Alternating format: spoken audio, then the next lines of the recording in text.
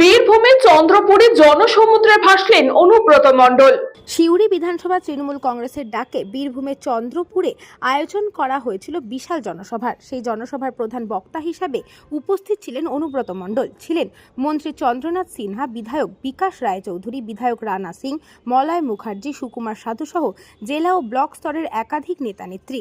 চন্দ্রপুরের এই জনসভায় হাজার হাজার তৃণমূল কংগ্রেসের কর্মী সমর্থকদের ভিড়ে অনুব্রত মণ্ডল জনসমুদ্রে ভাসলেন। চন্দ্রপুরের এই জনসভায় উপচে পড়া ভিড় তৃণমূল কংগ্রেসকে বাড়তি অক্সিজেন যোগাবে সেই কথাই বলার অপেক্ষা রাখে না। চন্দ্রপুরের এই জনসভায় উপচে পড়া ভিড় তৃণমূল কংগ্রেসকে বাড়তি অক্সিজেন যোগাবে সে কথা বলার অপেক্ষা রাখে না। মুখ্যমন্ত্রী হব, মূর্খের স্বর্গে বাস করছেন।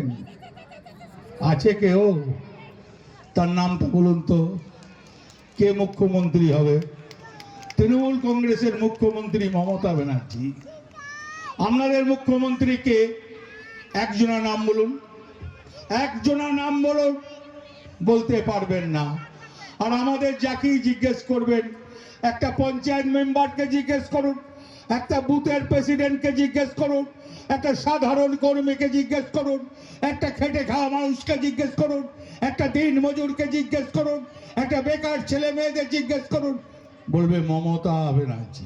চাইবেন আমরা সেই সহযোগিতা করব, জায়গার অভাব হবে না, আপনাদের পাশে আমরা থেকে দাঁড়িয়ে থেকে সেটা সহযোগিতা করব।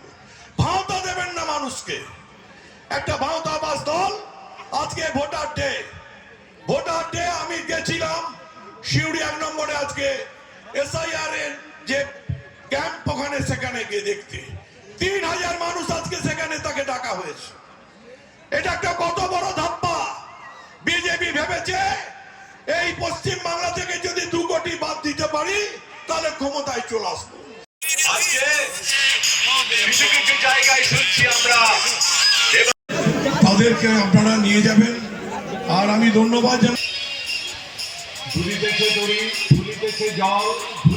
বীরভূম থেকে সংকল্পদের রিপোর্ট, নিউজ বঙ্গ time. St. Augustine's Day School, Barrackpur.